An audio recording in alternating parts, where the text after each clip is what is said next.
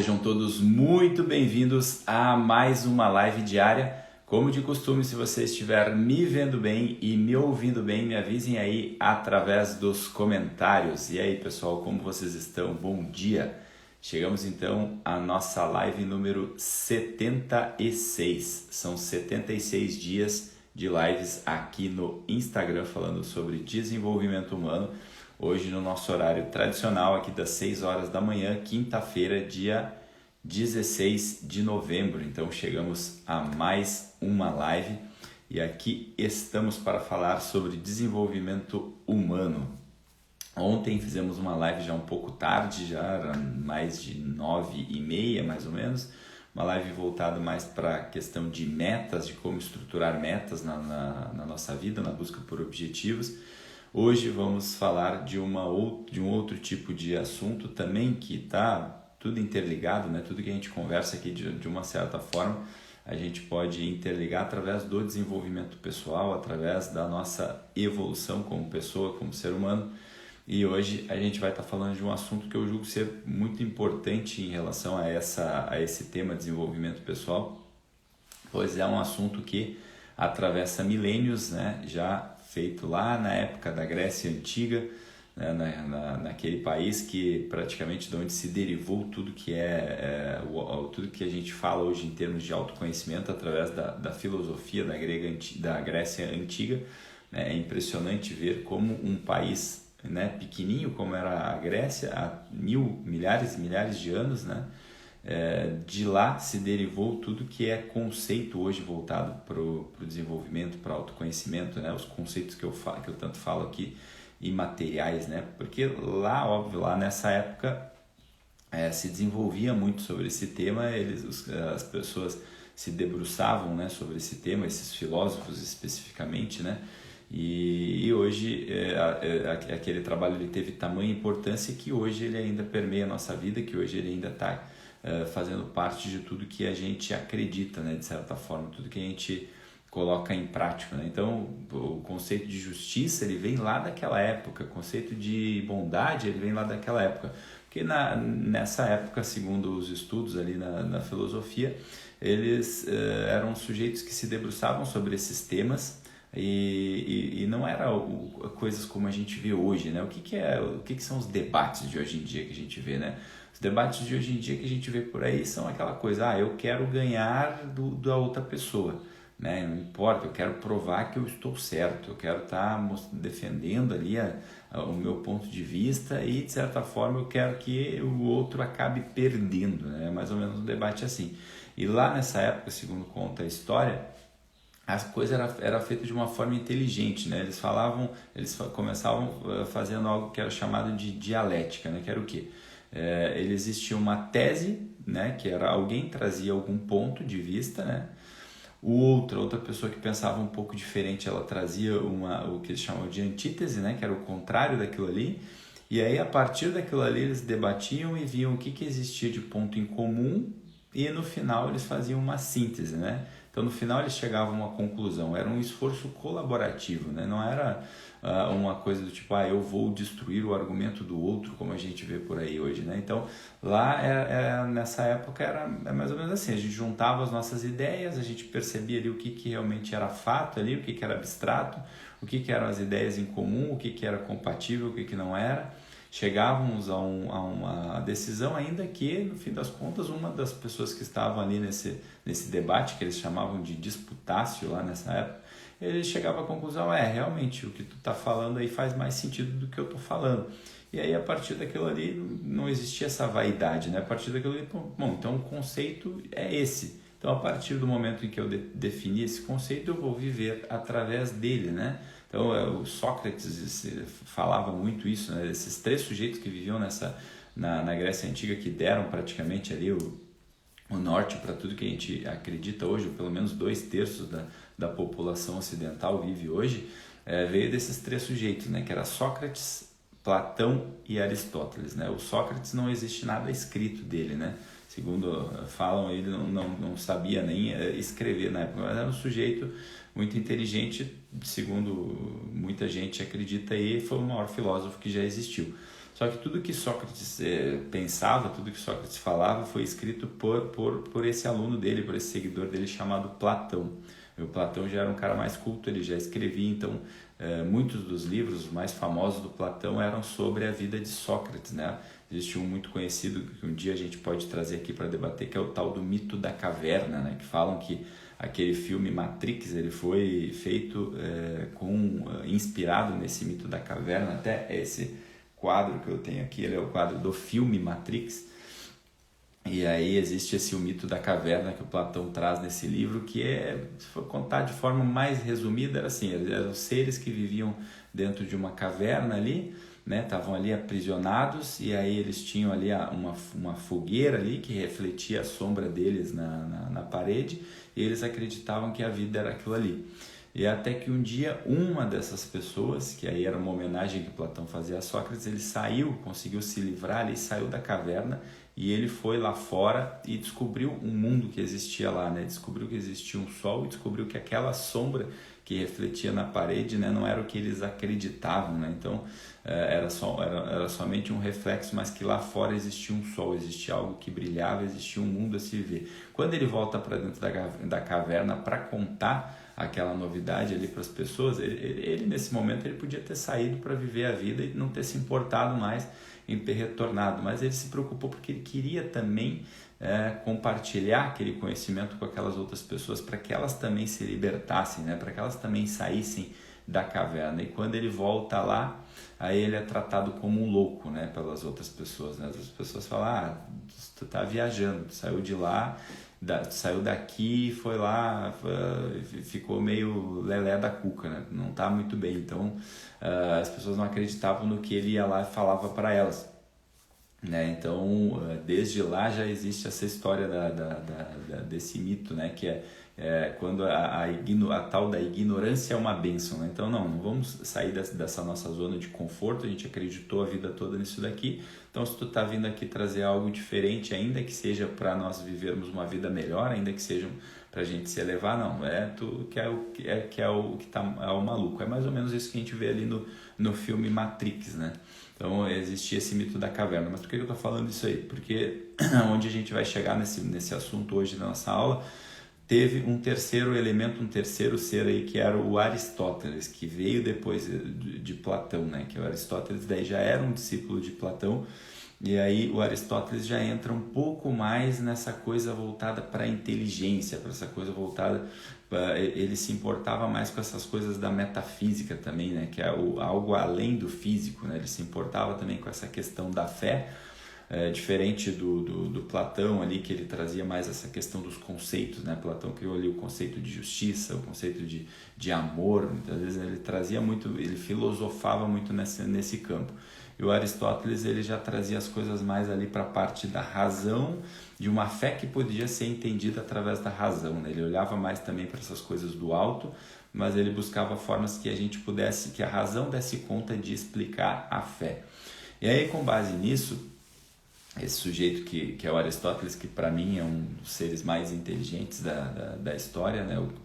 Eu particularmente são as obras que eu mais gosto de ler da filosofia, é a dele, deixando claro aqui para não disseminar uma cultura errada, né? A filosofia não veio através deles, né? Existe o período pré-socrático, que existiam outros filósofos lá que vieram antes deles, mas a filosofia começou realmente a ganhar corpo, começou a ter a fama, e ela é reconhecida hoje muito mais a partir do momento desses três sujeitos, né? E depois a gente tem outras vertentes, essa na Grécia tem a filosofia da Roma, enfim, só para deixar bem encaixada essa parte.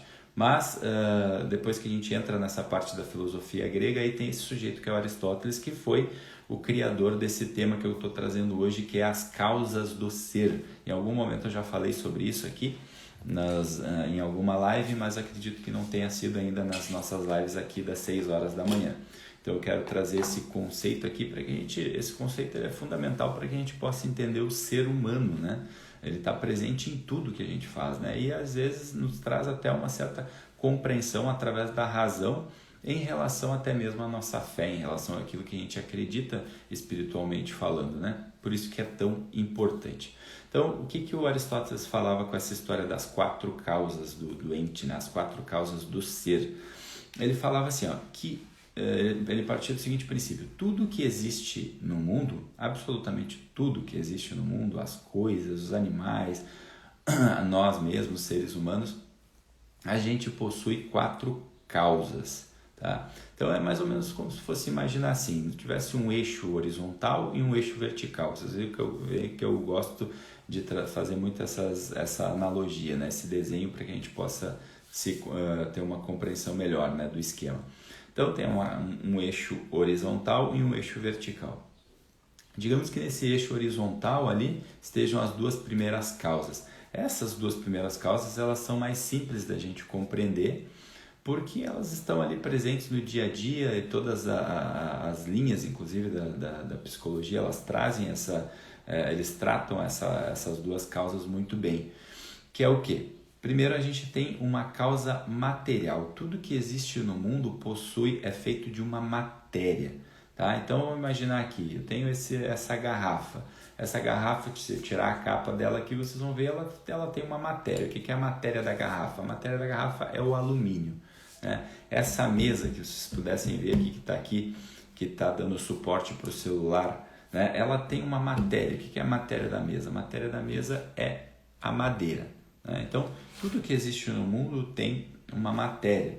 O que é a matéria do homem? O homem ele é feito de carne e osso, né? Então nós temos também a nossa matéria, né? Células, de tudo mais, mas se a gente for ver a grosso modo, o homem é feito de carne e osso. Nós temos também uma matéria, assim como tudo na vida tem a sua matéria, né? Então, entrando ali dentro do que eu estava falando, dos métodos terapêuticos na psicologia, quando a gente está falando de matéria, as coisas são tratadas de uma certa forma assim, poxa, vamos ver, quando o sujeito ele tem um tipo de sofrimento, a primeira coisa que ele diz, poxa, vamos dar uma olhada como é que estão os exames dele, né, para ver como que estão os neurotransmissores, né, essa é a primeira coisa que pelo menos um profissional da área da saúde deve fazer, vamos ver como é que está a saúde do sujeito. Isso é muito atrelado à matéria, né, porque são ali entender como que está funcionando essa matéria dentro de mim, como que estão os neurotransmissores, né? Para depois a gente fazer qualquer tipo de diagnóstico. Até aí tudo bem,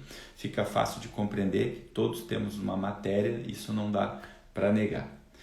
Depois a gente tem uma segunda causa, que é a causa formal, né? Todo sujeito tem uma causa formal. Quando eu falo de forma, não é a relação externa, aquilo que tu pode ver externamente da pessoa, mas todos nós temos uma forma em si com a qual a gente se relaciona com o mundo, né? Então vamos pensar aqui, qual é a forma, por exemplo, da garrafa, né? As coisas a gente só pode olhar o elemento externo dela. Então a causa da garrafa, ela tem a causa formal da garrafa, a forma da garrafa. Ela tem uma forma vertical, ela tem ali a parte circular e redonda, que é para onde sai a água. A mesa, por exemplo, ela tem uma forma também, ela tem uma forma quadrada na parte de cima, ela tem 4, né, pés que apoiam ela, que estão na vertical, então ela também tem uma forma. Qual é a forma do ser humano, né? A forma do ser humano é aquilo como a gente se relaciona com o mundo, né? Então a gente tem dentro da nossa forma várias faculdades humanas, né? Vários aspectos humanos. Então vamos dar, por exemplo, a gente tem aquilo que a gente chama de senso comum, que é aquilo que a gente vê, aquilo que a gente ouve, aquilo que a gente sente. Isso é próprio da forma do homem, né? A gente tem também algo que a gente chama de razão, que é quando a gente calcula direito as coisas, né? Que é como eu sei que um vidro aqui na minha mão, se eu soltar, isso vai quebrar. Isso é uma faculdade humana chamada razão, né? Como que eu sei que eu vou apagar o disjuntor e ele vai desligar a luz? Eu vou acender o disjuntor, vou apertar ali, ele vai acender a luz. Isso é a razão, é a nossa cognição, né? Que a gente vai aprendendo no dia a dia, né? Que se eu empurrar uma coisa, a coisa vai para trás. Se eu puxar uma coisa, a coisa vai para frente. Isso até então são faculdades também que são fáceis da gente entender que isso faz parte, isso compõe a forma humana. A forma humana ela é composta de outras coisas que eu falo aqui no dia a dia, que são os nossos desejos, né? Os nossos apetites, né? Aquilo que que a gente quer, que a gente deseja, isso também está composto na forma humana. A forma humana ela também é composta por uma vontade que faz as coisas acontecerem, né? Que é aquela força do braço que a gente coloca os nossos hábitos para serem construídos. E também, dentro da nossa forma, a gente tem a nossa inteligência, que é o discernimento, né? Ontem eu fiz algumas postagens falando disso, que é o discernimento sobre o que é bom, o que é mal, o que é verdadeiro, o que é verdade, o que é mentira, né? Então, daí algumas linhas terapêuticas elas vão no máximo até aquela nossa parte dos desejos, que é onde a psicanálise acaba atuando muito, né? Nessa parte dos nossos desejos. Agora, se a gente começa a subir um pouco, se a gente começa a falar da nossa vontade, da nossa inteligência, aí já é uma coisa que começa a ficar um pouco distante daquilo que a gente está vendo no nosso dia a dia, né? Então, por isso é importante a gente entender qual é a forma, né? Todas as coisas têm uma forma. Então, acho que falamos aqui de matéria e de forma. Tudo que existe no mundo tem um componente material e um componente formal. Nas coisas, a forma ela é vista mais de uma forma externa, né? A gente consegue visualizar qual é a forma da coisa, qual é a forma da mesa, qual é a forma da garrafa, qual é a forma da cadeira. No ser humano é aquilo que é como a gente se relaciona com o mundo, né? Todos esses nossos aspectos fazem parte da nossa forma. Então aí a gente preenche esse eixo horizontal, que é a matéria e a forma, duas primeiras causas, uma está relacionada com a outra. Porém, existem duas outras causas que tudo que existe no mundo tem, segundo Platão, e que a gente muitas vezes passa uma vida inteira sem perceber que essas duas causas voltadas para nós humanos. Talvez às vezes a gente sequer pensa em relação às coisas, né? Quando a gente vai falar, poxa, de que é feita uma garrafa? A gente olha assim, a garrafa é feita de alumínio e ela tem uma forma arredondada. Mas tudo bem, mas agora quando a gente vai falar das outras duas causas, dá para ir um pouco mais além. Quais são essas outras duas causas? Aristóteles chamava de a causa final, que é o quê? Para que aquilo é feito, né? Não é somente a matéria e a forma, mas se algo foi feito no mundo, ele foi feito para alguma coisa. Ele existe uma finalidade, é o que ele chamava de causa final. E a quarta causa é a causa eficiente que ele falava. A causa eficiente é o quê? Quem que foi que fez aquilo ali? Quem foi o criador daquilo ali? E por que eu digo que a gente muitas vezes deixa de lado essas duas últimas coisas? Porque, poxa, tá bom, eu estou vendo a garrafa aqui, eu sei que ela tem uma matéria, que ela é de alumínio, eu sei que ela tem uma forma, né, que ela é vertical, que ela é arredondada na ponta, mas às vezes eu nem sei quem foi que criou essa garrafa, né? Sei lá, alguém lá na indústria lá desenvolveu, certamente passou pela cabeça de alguém um dia para essa garrafa vir ao mundo, né? Essa garrafa ela só existe porque antes existiu na cabeça e na mentalidade de alguém, senão não seria possível. Um dia alguém precisou idealizar essa garrafa para que ela existisse. Da mesma forma, a causa final dessa garrafa. Ora, qual é a causa final da garrafa? A causa final da garrafa é servir a água para alguém, né? É colocar a água dela e matar a sede das pessoas, né? Qual é a causa final dessa mesa? A causa final dessa mesa é para que a gente possa colocar comida em cima dela, para que ela possa servir aqui de suporte, para que eu possa colocar aqui o meu celular para fazer uma live, né? Ela tem algumas finalidades essa mesa, né? Então, para a gente aprofundar aqui, se essa mesa, se essa garrafa, elas não tivessem uma finalidade, elas sequer viriam ao mundo.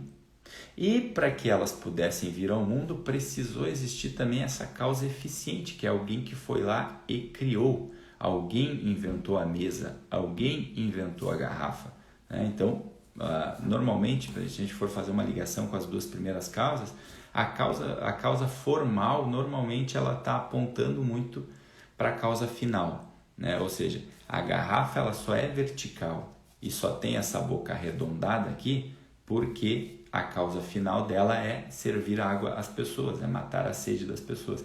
A mesa ela só tem essa forma aqui né, de 4 pés ali para poder apoiá-la. Ela tem essa forma quadrada aqui para a gente colocar as coisas. Às vezes uma mesa ela pode ser redonda também, mas ela tem essa forma de um apoio aqui, um suporte para que as coisas possam ser colocadas em cima, porque ela atende a uma finalidade, que é que a gente possa colocar as coisas em cima dela, né? A garrafa do mesmo modo.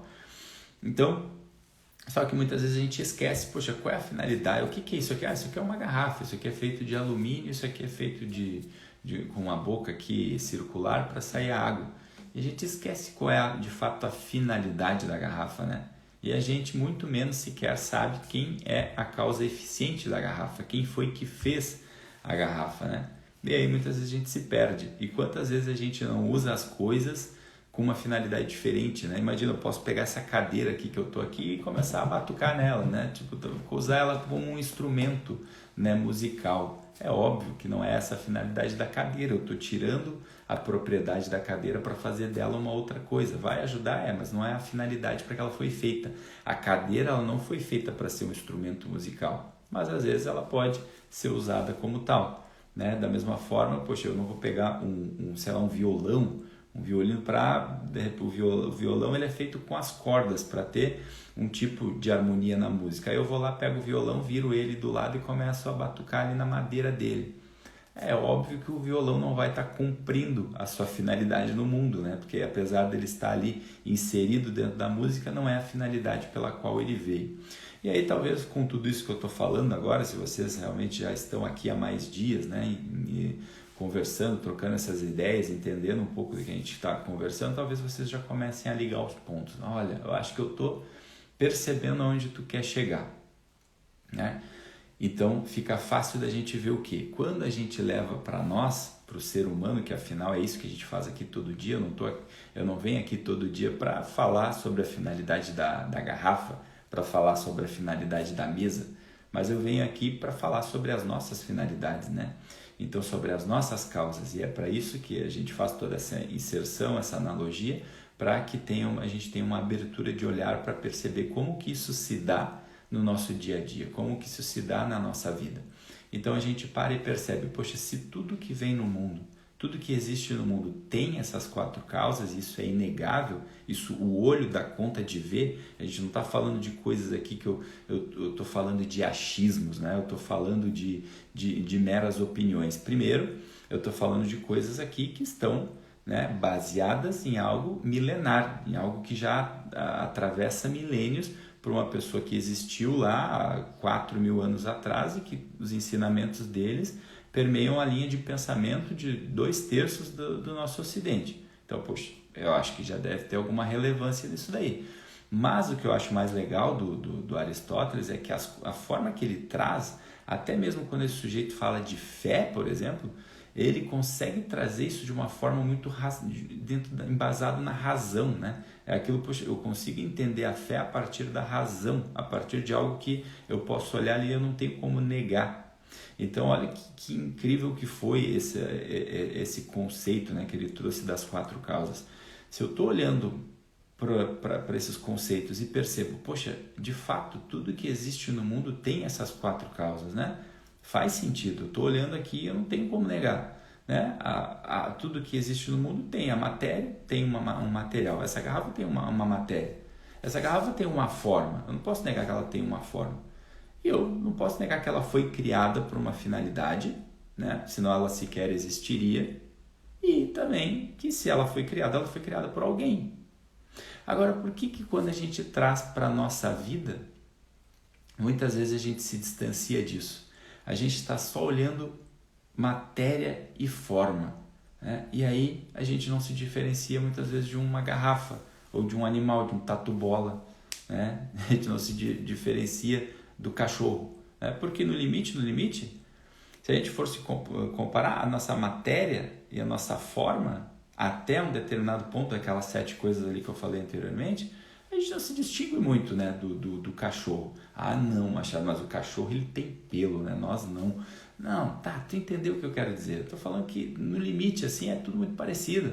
É por isso que existem muito aquela coisa do conceito darwiniano por aí, né? Que muita gente, quando entra nesse debate, acaba entrando numa crítica, né, muito grande, né? Porque o que o darwiniano ele tem a sua razão de ser? Ele fala, poxa, ele cria esse conceito de que o homem veio ali através do macaco, porque ele diz o seguinte, olha, nós somos 99% parecido com o macaco, né? Com o primata. Então, por isso, através daí o Darwin saiu com a teoria da evolução, né? Que a gente veio do macaco. Ele tem razão. Se a gente olhar só para a matéria e para a forma, um pedaço da forma, pode ser, aí ele tem razão. Só que a gente é só isso? A gente é só matéria e só forma? É óbvio que não. Assim como tudo que existe no mundo, né, que a gente acabou de ver aqui, que não tem como negar, existe também uma causa final, uma finalidade pelo qual tudo existe no mundo, e existe também uma causa eficiente. Nada que é criado pode ser criado ali do nada, né? Por mais que tu acredite no Big Bang, né, que eu até acho que tem alguns fundamentos nesses conceitos, ou por mais que tu acredite que seja um darwiniano, né? A teoria da evolução, eu vim do macaco, ok. E agora? Mas quando a gente olha para a causa final e para a causa eficiente, né? Como que a gente... Isso é o que diferencia um ser humano, né?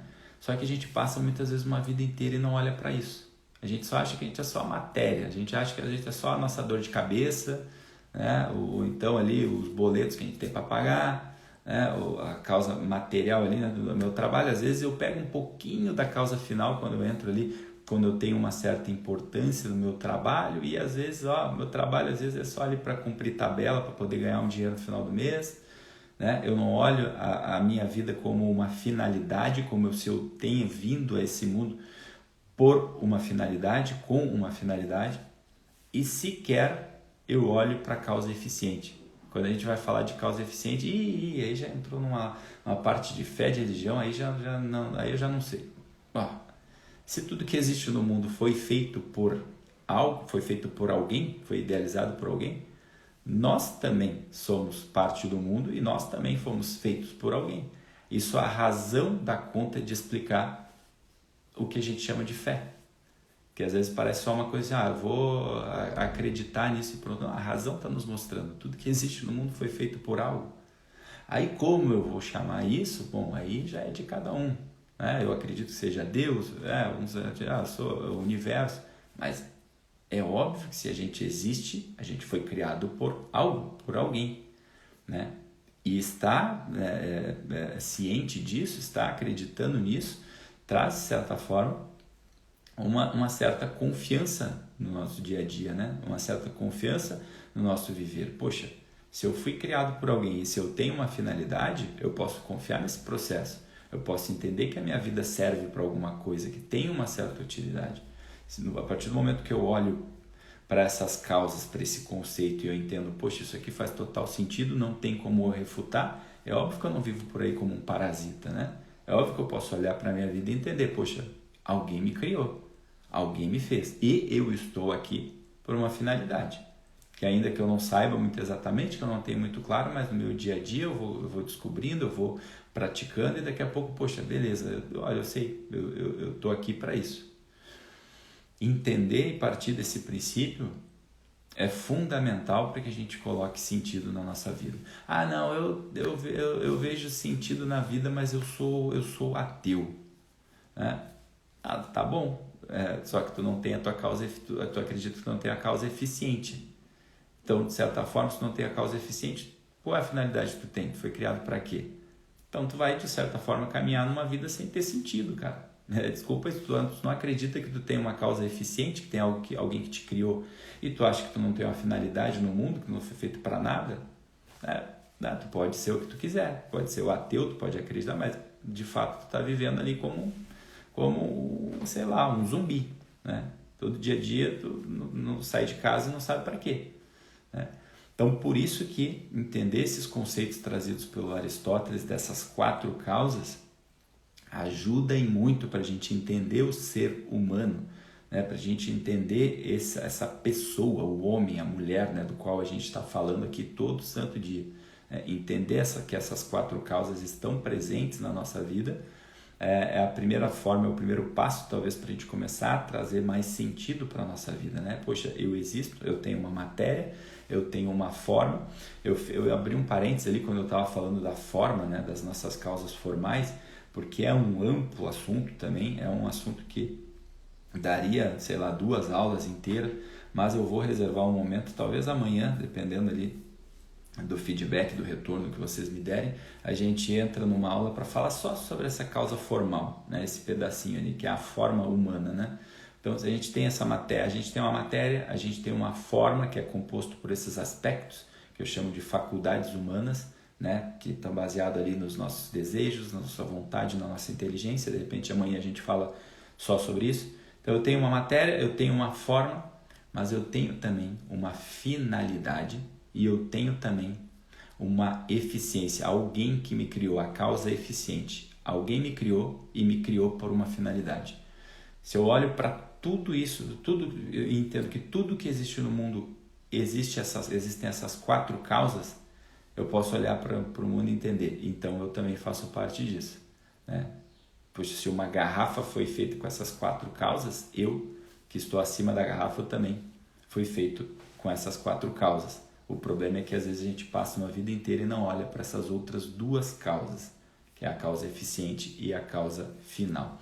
Então, espero que a gente, olhando para isso, a gente possa trazer sentido no nosso dia a dia, a gente possa confiar no processo, a gente possa querer não ter esse desejo de controlar aquilo que não pode ser controlado, mas que a gente viva assim, sabendo que todo dia a gente tem uma finalidade, né, que nesse momento é ser humano, ele já traz por si só como natureza uma finalidade que é o ser humano, mas que a gente vai encontrando também a nossa finalidade no mundo, no nosso dia a dia, através das nossas ações, acreditando sim que existe uma causa eficiente que nos criou, que cuida de nós, que está, de certa forma, como muitos gostam de dizer aí, está no comando.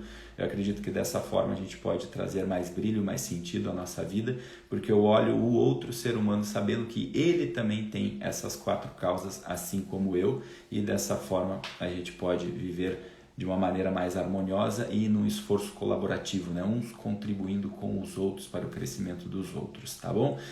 Então, pessoal, hoje foi uma live mais curtinha, mas espero que vocês tenham gostado desse conceito trazido lá da Grécia Antiga, que são as 4 causas. Quem quiser pesquisar mais sobre isso na internet, vocês vão encontrar materiais riquíssimos dentro da filosofia, falando que são as 4 causas do ser de Aristóteles. Quem quiser se aprofundar um pouco mais nisso, tem vídeos na internet, tem livros voltados para isso também, mas essa foi só aqui uma introdução que eu acho que ajuda na nossa abertura de olhar, já que a gente está falando de desenvolvimento pessoal, de evolução. Eu acho que a filosofia é uma corrente que traz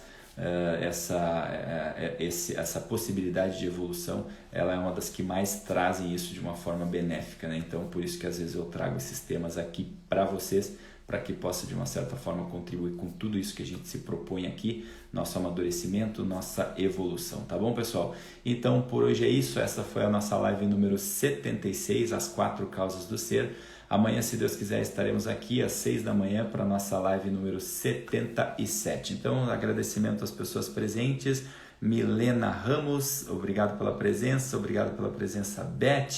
obrigado pela presença Dani Claus, obrigado Janaína e seu Jorge, obrigado pela presença de todos, né? A gente se vê por aí e desejo a todos uma ótima quinta-feira, um ótimo começo de quinta-feira. Amanhã estaremos aqui às 6 da manhã novamente, se Deus quiser, tá bom, pessoal? Um grande beijo, fiquem com Deus, com a sua causa eficiente e até a próxima. Tchau, tchau.